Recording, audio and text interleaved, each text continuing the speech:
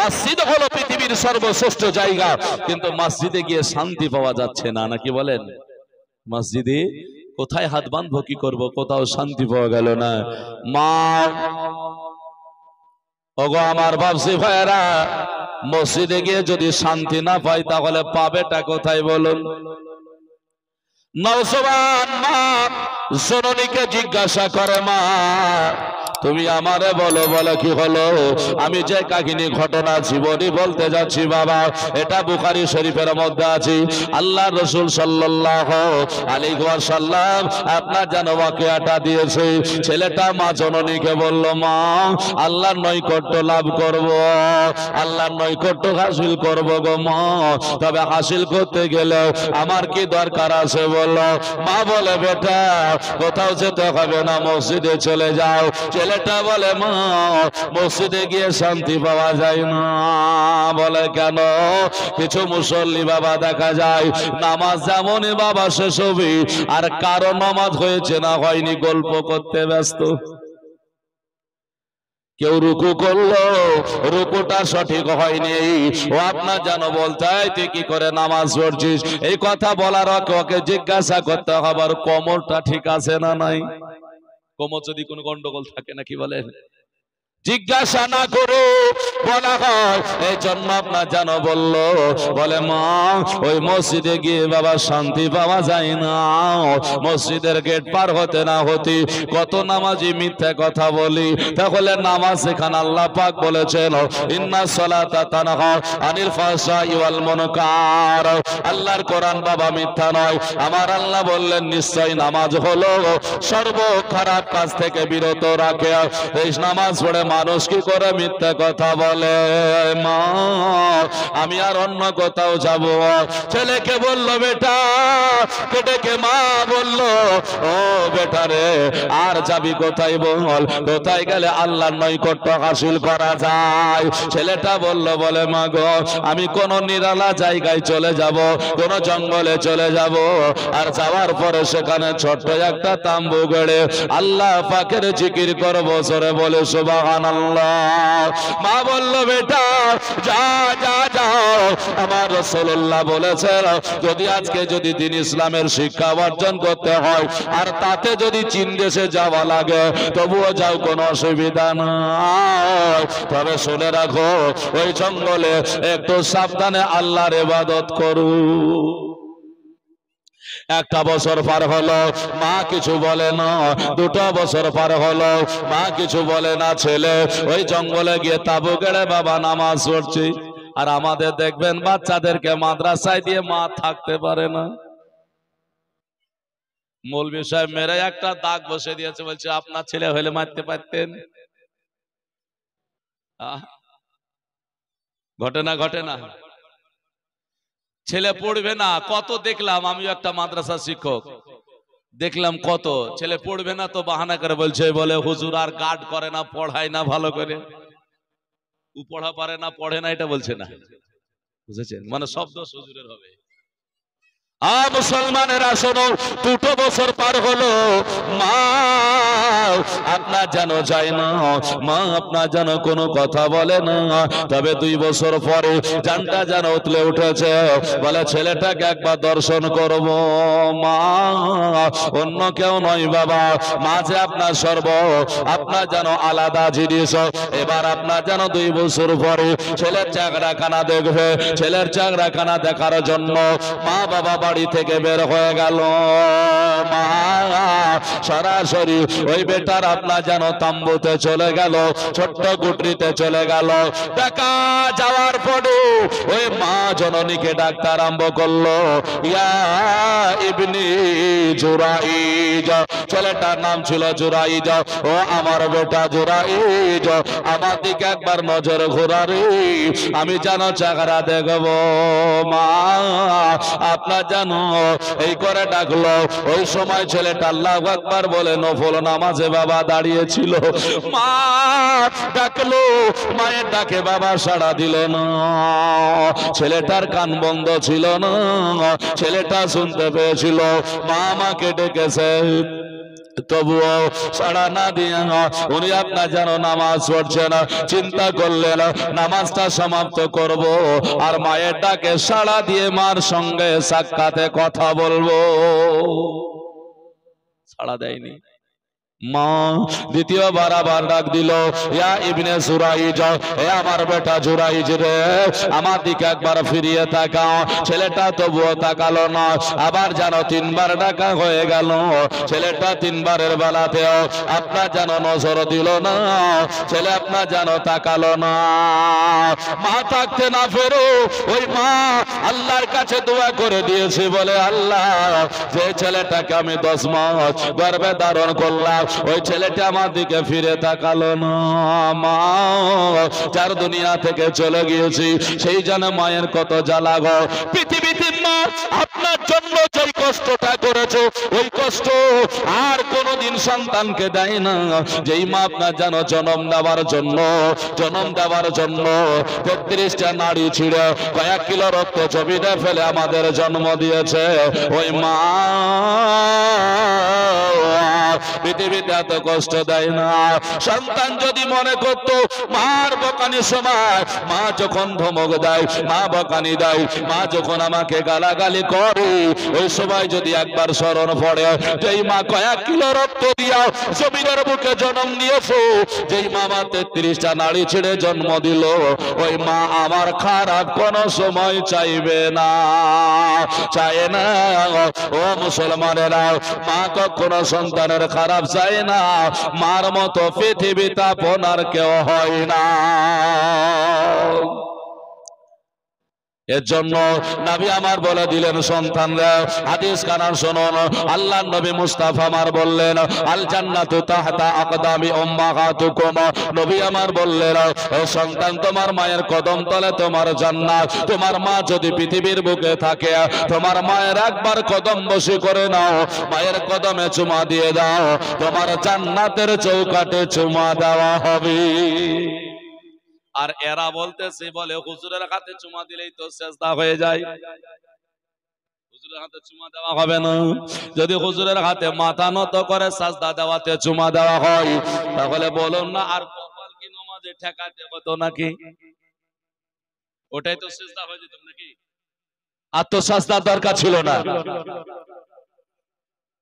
হুজুরের হাতটা নিয়ে ফাইজ বরকতের উদ্দেশ্যে একটু চুমা দিল, তো বলছে দেখো এরা হুজুরকে সেজদা করে। হায় আল্লাহ, তাহলে কপাল কেন ঠেকালেন? রুকুতে তার চাইতে তো বেশি ঝুঁকেছি, ওটাই সাজদা হয়ে যেত। না না না, সাজদা কাকে বলে জানতে হয়, নচেত হবে না। হুজুরের হাতে আপনার জানো, আপনি চুমা দেন, সাজদা হবে না। সাজদা বলা হয় আল্লাহর উদ্দেশ্যে আপনার নাক কপালকে মাটিতে, হাঁটু হাতকে মাটিতে ঠেকিয়ে আল্লাহর ইবাদতের উদ্দেশ্যে যেটাকে দেওয়া হয়, ওটাকে বলা হয় আপনার জানো সাজদা। জোরে বলি সুবহানাল্লাহ।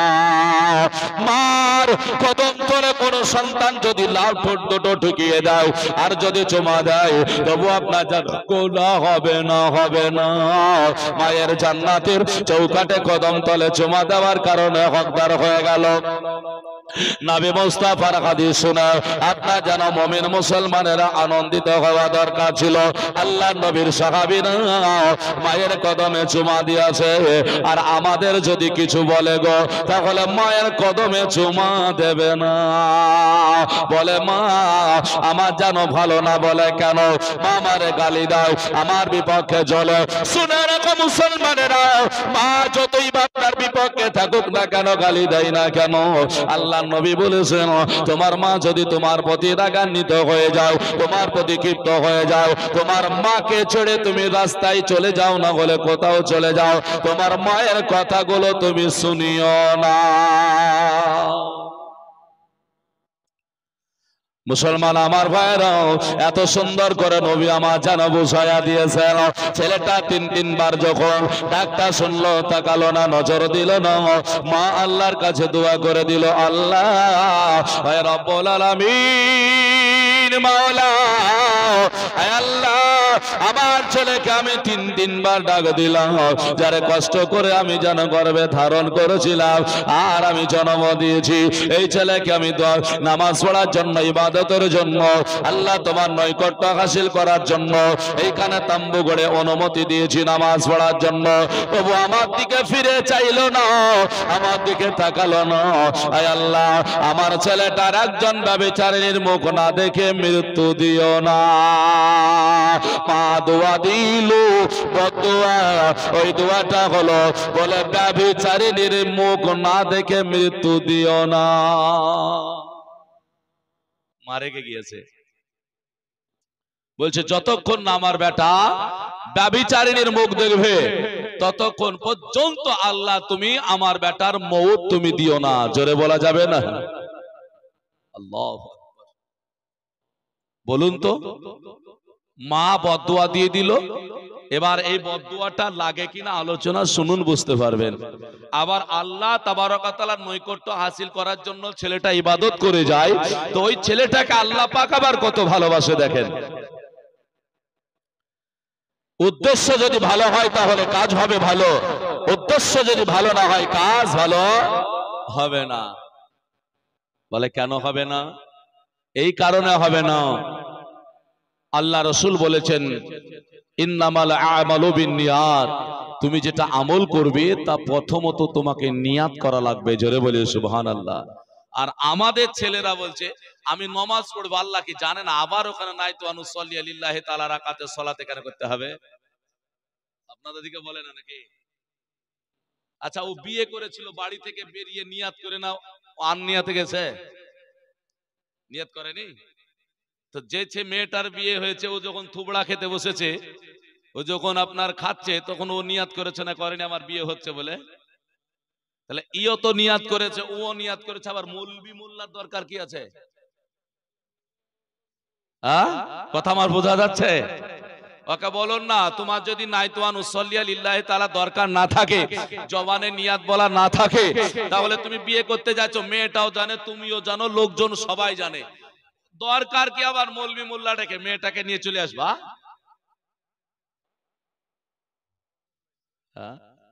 তাহলে আবার মৌলবি মোল্লাকে কেন বলছেন? হাদিস আছে, আল্লাহর নবী বলছেন তাসদিক বিল কাল ইকরার বিল লিসান আমাল বিল আরকান। নবী বলছেন, বলে শোনো, অন্তরে বিশ্বাস করতে হবে, জবানে প্রকাশ করতে হবে, আর আমল করতে হবে। ইয়ার নাম হলো, আল্লাহর নবী বলেছেন ঈমান, এর একটা অংশ। ওই রকম বিয়ে করতে নিয়াত করেছে, ও নিয়াত করেছে, মৌলবি সাহেব দিয়ে সাক্ষী দিয়েও আপনার যেন ইজাব কবুল করাতে হবে। বিয়ে হলো, এটা হলো তার জন্য আমল। তাহলে মুখে নিয়াত করা লাগবে না লাগবে না? আর যদি না লাগে তাহলে বিয়েতেও তুমি মৌলবি ডাকিও না। কথা বোঝা গেল? আর ইনি বলছেন যে বলে মুখে আবার নিয়াত করতে হবে, আল্লাহ জানে না নাকি? একে যদি বলি আল্লাহ, এবার আমি প্রশ্নটা বলে দিই, আমি কি গুনাহ করছি না নেকি করছি আল্লাহ জানে না? জানে না, জোরে বলতে হবে। জানে না? তাহলে কেরামান কাতিবিনকে দিলে কেন? প্রশ্ন করেন। আল্লাহ জানে না, কেরামান কাতিবিনকে লিখতে দিয়ে দিয়েছে। লেখো, কি করছে লেখো।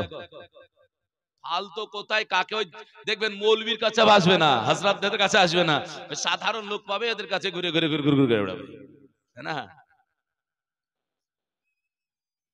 আল্লাহ জানে যদি তোমাকে নিয়াত যদি করতে না হয়, আল্লাহ জানার পরেও কেন কিরামান কাতিবিনকে লিখার জন্য দিল?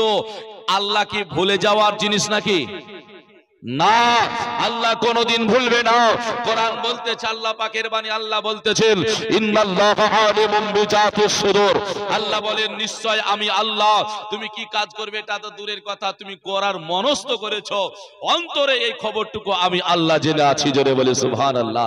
তাহলে যে আল্লাহ অন্তরের খবর জানে, এই কাজ তো দূরের কথা।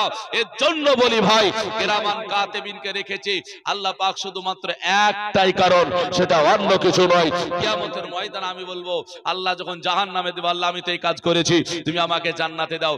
আল্লাহ বলবেন, এ দেখো কিরামান কাতিবিনকে দিয়ে লিখে রেখে রেখেছি, আর কিরামান কাতিবিন সাক্ষ্য। আমি জানতাম, আমি জানি তুমি কি করেছো, লিখতাম না, তবে আমার কাছে এসেও তুমি বাহানা ধরবে, এর জন্য সাক্ষ্য হিসাবে কিরামান কাতিবিনকে রেখেছি। জোরে বলে সুবহানাল্লাহ। আর তুমি আমাকে বলছো হায় হায় হায় হায়, যে আমি নিয়াত করে নামাজ পড়তে বাড়ি থেকে বেরিয়েছি, আল্লাহ কি জানেন আর নিয়াতের দরকার নাই? আর তোমার গুনাহ তোমার নেকি লিখছে, আল্লাহ কি তোমার গুনাহ তোমার নেকি দেখে নাই? কি আকীদা রেখেছো তুমি? মুসলমান আমার ভাইয়েরা লক্ষ্য করবেন, বুঝতে পারবেন বাবা। ও মুসলমানেরাও, আমি প্রত্যেকটা কথাই কিন্তু বাবা দলিল দিয়ে যাই, একটু একটু করে আল্লাহ যতটুকু আপনার আমাকে দিয়ে বলে নেবে বলবো। তবে জনম দুঃখিনী মা যেমন আপনার জানো বদদুয়া দিয়ে দিল, ওই সময় জানো ছেলেটা শুনে নিল, ছেলে কাঁদে আল্লাহ আল্লাহ, আমার জনম দুঃখিনী মা আমার বদদুয়া দিয়ে দিল, আমার আর কোনো উপায় নাই, আমি জানো নিরুপায় আল্লাহ, আমি এখন কি করব? মার দোয়া তো কারেন্টের আগে কবুল হয়ে যায়। এর জন্য বাবা কবি বলে জগতের শ্রেষ্ঠ আসন যার সে হয় মা জননী, জগতের শ্রেষ্ঠ আসন যার সে হয় মা জননী। তোমরা দুঃখ কষ্ট দিয়ে মায়ের, তোমরা দুঃখ কষ্ট দিয়ে মায়ের ফেলো না চোখের পানি, জগতের শ্রেষ্ঠ আসন যার সে হয় মা জননী। মায়া মোনা দয়ার সাগর, জগৎ নাই তার তুলনা, মায়া কত ওগো তাহার ভিতর, ওগো ছেলের তোরে দেখো না, চাই ছেলে জামাইয়ের কাছে, ওগো তাকাই দিতে মা রাজি আছে, আর দুঃখ কষ্ট ফেলে মা গো তুয়া করে খোদার কাছে, জগতের শ্রেষ্ঠ আসন যার সে হয় মা জননী। আল্লাহুম্মা সাল্লি আলা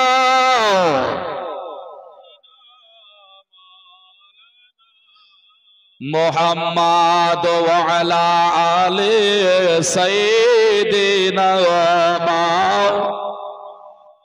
মুহাম্মাদ সাল্লাল্লাহু আলা মুহাম্মাদিন, মুহাম্মাদ হরদম সবা পাক নামে, মুহাম্মাদ হরদম সবা সলে কালো।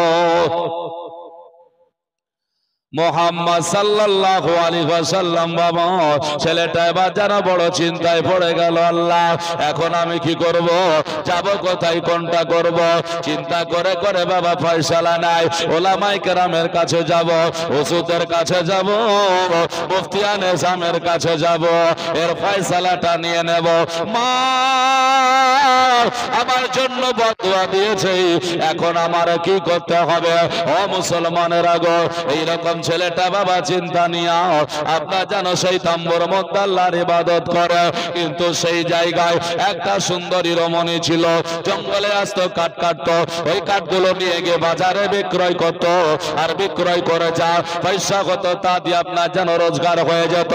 ওই মহিলা তো চাকরা বাঁধছিল, আল্লাহ পাক ওকে এত চাকরা দিয়েছিল, তবে অহংকার করার জন্য নয়, আল্লাহ যারে চাকরা দিয়েছে, আল্লাহ যারে ধন সম্পদ দিয়েছে, আল্লাহ যারে ক্ষমতা দিয়েছে, এটা আল্লাহ পাকের শুকরিয়া আদায় করার জন্য, অহংকার করার জন্য নয়। জোরে বলে সুবহানাল্লাহ। অহংকার করার জন্য দিয়েছে নাকি বলেন? না না না না না, এটা আপনার জানো আল্লাহর শুকরিয়া আদায় করার জন্য দিয়েছি। তবে জেনে রাখুন বাবা, মহিলাদেরকে আল্লাহ সুন্দর বানায়নি, যদি সুন্দর বানিয়েছে পুরুষকে বানিয়েছে, আর মহিলা মা বোনদেরকে আল্লাহ পাক মর্যাদা দিয়েছে। কিন্তু আমরা কি বলি, মেয়েগুলোই সুন্দর নাকি, মেয়েগুলো সুন্দর না, সুন্দর হলো ছেলেরা আর মেয়েরা হলো মর্যাদাবান। কারণ আমার কথা নয় গো, এই মুসলমান একবার লক্ষ্য করে দেখুন, বুঝতে পারবেন মুসলমানেরা, মায়েরা আমাদের কত চাকরায় কত ক্রিম লাগাতে হয়, আর জালসায় যে সাজন সাজে, সাজন সাজলে পারে স্বামী আর কারো কাছে যেত না। রাস্তার ঘাটে যে দেখেন এখানে বাজার নাই, বুঝতে পারছেন না, আছে না? আপনি যায়েন, আমি মা বোনদেরকে খারাপ বলে বলছি না, ভালো কথাই বলছি। দেখিয়ে এত সাজন সেজে রাস্তাঘাটে বেরোয় ওরা জালসার দিন, বাপ রে বাপ, মনে হচ্ছে যে একেবারে। কিন্তু এই মেয়েটাই আবার বাড়িতে একটা তালবিলিম যখন কালেকশনে গিয়েছে তখন কত না ধমক দিতে, তুমি সালাম দিলে না, তুমি গলা খাকড়ায় দিলে না, বাড়িতে ঢুকে বলে আমি কেমন করে আছি তুমি জানো না, বলে না অনেকে, বলে না, বলে না। খুবই ভালো কথা বললেন, আমি সমর্থন করি, কিন্তু আপনাকে যেন ওই মার্কেটে খালি না দেখা যায়। তালবিলিম যাওয়ার সময় ধমকে দিলেন, বকানে দিলেন, আবার আপনাকেই তো দেখতে পাচ্ছি আপনি মেলা খেলাতে ওই রকম ঘুরে বেড়াচ্ছেন, তাহলে ধমকি দিয়ে কি লাভ হলো বলুন? মুসলমান আমার ভাইরাও, আল্লাহ পাকের জন্য জানিয়েছি মহিলারা হলো মর্যাদাবান, বলে কত মর্যাদা দিয়েছি। ওই ছেলেটার আলোচনা শুনুন, বুঝতে পারবেন। আর আল্লাহ ছেলেদেরকে এই কারণে সুন্দর বানালো, বলো ছেলেদের ক্রিম লাগে নয়, আল্লাহ পাক এত সুন্দর বানিয়ে দিয়েছে বাবা।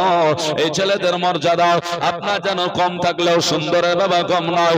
মহিলাদেরকে আল্লাহ পাক ভালোবাসলেন, আমার রাসূলুল্লাহ তাই বললেন আল জান্নাতু তাহতা আকদামি উম্মাহাতুকুম। আমার আল্লাহ রাসূল বললেন মহিলা ও জনম দুঃখিনী মা, তোমার কদম তলে তোমার সন্তানের জান্নাত, এটা দুনিয়াতে শুধু তাই নয়, তাই নয়। ও গো মা গো, মা যদি মরে যায় তাহলে পারে মা কবরে গোস্ত হারিয়ে যাবে, হাড্ডি হারিয়ে যাবে, চিহ্ন থাকবে না, তবে সন্তান তবু তার জন্য মায়ের কদম তল জান্নাতের চৌকাঠ থেকে যায়। মা মরে হারিয়ে শেষ হয়ে যাবে, তাও মায়ের কদম তলে ছেলের জান্নাতের চৌকাঠ থেকে যায়। জোরে বলুন। ছেলেটা কি করছে লক্ষ্য করুন, বুঝতে পারবে। মায়ের সঙ্গে যাদের সৎ ব্যবহার হয়নি, মা চলে গিয়েছে, তার ফায়সালা এখানে আছে। এবার মায়েদেরকে আল্লাহ পাক ভালোবাসলেন, মর্যাদা দিলেন, রাসূল দিলেন, তো সরকার বলছে সবাই দিল, তখন আমরা আর কি করব? এবার দিয়ে দিল এদেরকে লক্ষ্মীর ভান্ডার। আপনাদেরকে দিয়েছে? হ্যাঁ, এদের একজন মা বলছে সবাইকে দিয়েছে, কই এদেরকে তো দেয় না, দেয়নি। মানে সরকার মহিলাদেরকে লক্ষ্মী বলছে, লক্ষ্মী, তাই না? আবার এদেরকে দিল কন্যাশ্রী, এদেরকে দিল রূপশ্রী। আপনাদেরকে দিয়েছে?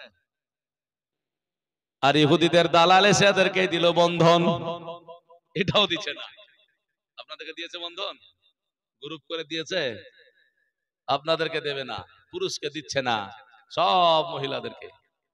চলে এসো সব। শুনে রাখো মা, আল্লাহ পাক এত মর্যাদা দিল। মুসলমান সামনে আছে জন্য সব কথা বলছি না, পর্দায় যদি থাকতো একটু এরকম, তাহলে অনেক কথা বলতাম এখানে। সামনাসামনি তো লজ্জা পাবে অনেকে, হ্যাঁ না? কারণ বন্ধনে তো সবাই জড়িত, বলেন 90% জড়িত আছে। জাহান্নাম থেকে কাকে বাঁচাবেন আপনি? বাঁচানো যাবে না। মুসলমান কেন বলছি জানেন? মায়েদের এত মর্যাদা আল্লাহ দিলেন, নবী দিলেন, সরকার দিল, তাই নয় মরে গেলে কবরে থাকলো, তবে মায়েরা এখনো পর্যন্ত নিজেদেরকে নিজেরা সামলিয়ে নিতে পারলো না। কয়েকটা কাজ মায়েরা যদি গীবত থেকে, যাকে বলছে পরনিন্দা, পরচর্চা, আর স্বামীর সেবা আর পর্দা যদি থাকতে পারে, এরা জান্নাতি হয়ে যাবে। বড় লোক মেয়েদের হওয়ার কি দরকার আছে বলেন? আল্লাহ রাসূল বলেছেন মেয়েদেরকে, বলে তোমার টাকা পয়সার দরকার নাই, তোমার স্বামী থাকলেই হলো।